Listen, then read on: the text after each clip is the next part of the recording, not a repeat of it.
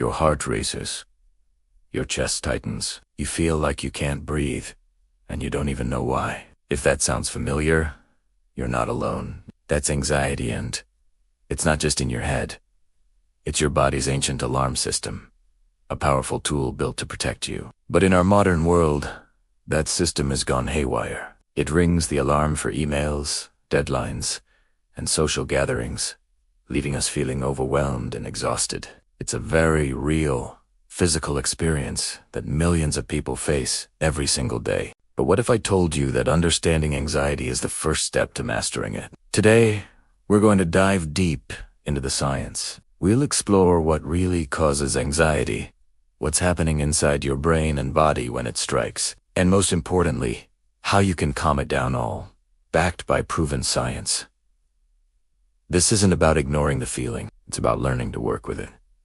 So, let's get started. First, let's be clear. Anxiety is not a sign of weakness. It's a biological survival response, hardwired into our DNA. When your brain senses a threat, whether it's a real danger or just an imagined one, a tiny almond-shaped part of your brain, called the amygdala, fires off an alert. Think of it as the smoke detector for your mind. This alert travels to your hypothalamus, which is like the command center for your body's stress response. It immediately activates your sympathetic nervous system, kicking your body into high gear. What does that feel like? Your heart beats faster to pump more oxygen to your muscles. Your breathing quickens to take in more air. Your muscles tensed up, ready for action. Your body floods with hormones like adrenaline and cortisol, sharpening your focus and giving you a burst of energy. This entire process is famously known as the fight-or-flight response. It's what would have saved our ancestors from a predator in the wild. But in modern life, the threats are different. They're bills, traffic jams, or social pressure. Your body doesn't know the difference, so this life-saving system keeps firing, even when you're physically safe at your desk. So, let's take a closer look at what's happening inside your brain during an anxiety attack. It all starts with the amygdala. Your brain is a fear center. When it gets activated, it essentially hijacks your prefrontal cortex. Now, the prefrontal cortex is the rational, logical part of your brain. It's the CEO, responsible for planning, decision-making, and impulse control. When the amygdala takes over, it's like an emergency alarm going off in the CEO's office. All rational thought goes out the window. That's precisely why it feels impossible to focus or make good decisions when you're anxious. Your brain is literally prioritizing survival over everything else. Meanwhile, another key player is the hippocampus, which helps you store memories and distinguish between past and present experiences, including real versus imagined threats. Under chronic stress and anxiety, the constant flood of cortisol can actually cause the hippocampus to shrink. As it weakens, your brain loses some of its ability to tell what is genuinely dangerous and what is just a stressful thought. Everything starts to feel threatening. This creates a vicious feedback loop of fear.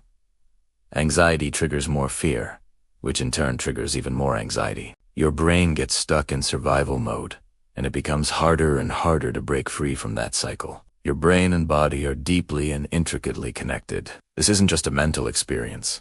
It's a full-body event. When your brain is stuck in that anxiety loop, the effects ripple throughout your entire system. We've already talked about the racing heart and quick breathing, but that's just the start. Your heart rate and blood pressure can remain elevated, putting long-term strain on your cardiovascular system. Your breathing becomes shallow, which can lead to feelings of dizziness or lightheadedness, further fueling the panic. But it goes deeper. During a fight-or-flight response, your body diverts energy away from functions it considers non-essential for immediate survival.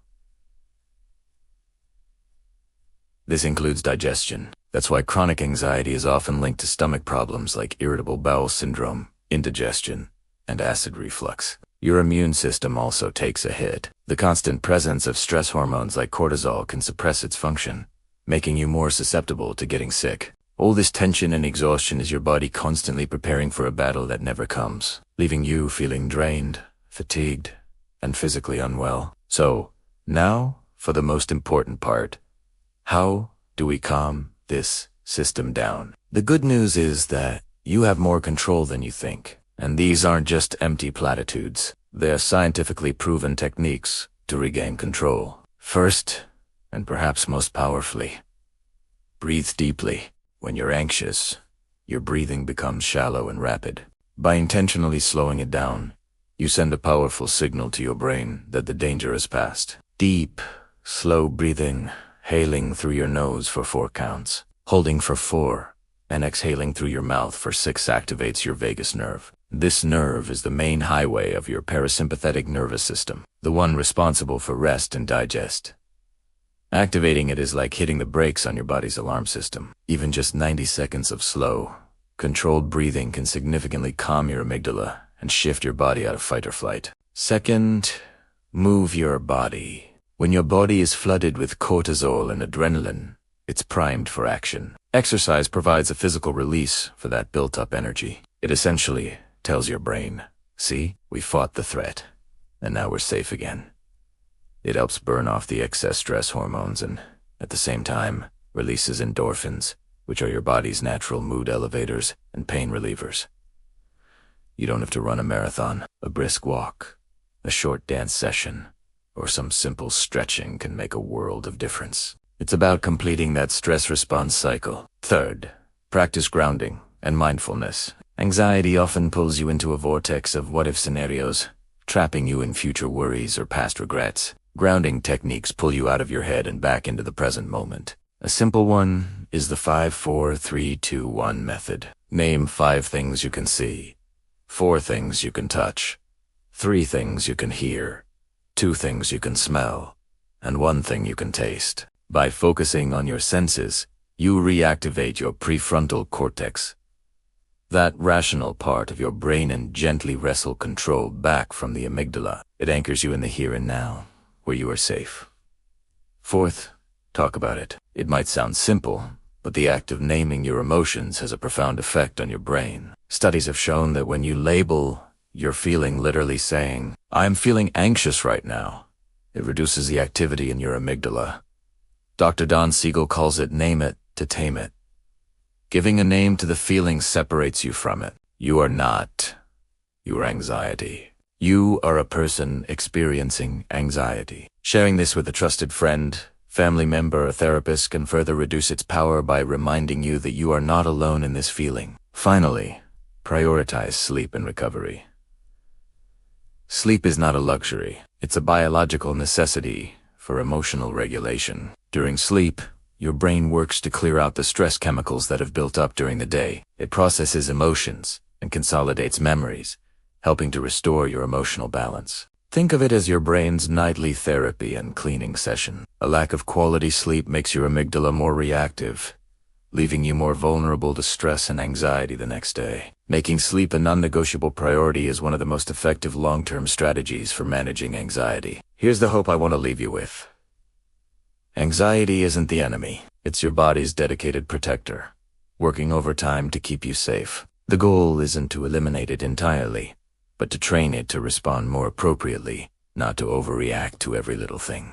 By understanding what's happening in your brain and body, you can learn to work with this system instead of against it. The next time you feel that familiar wave of anxiety rising, try to remember, your brain isn't broken. It's just trying to protect you. You simply have to gently and patiently teach it that you're okay. You have the tools to guide it back to calm. Stay curious, stay calm, and remember to take care of your mind. This is MedSimplified Health Explained. If you found this helpful, please give this video a like and subscribe for more insights into your health. Thanks for watching.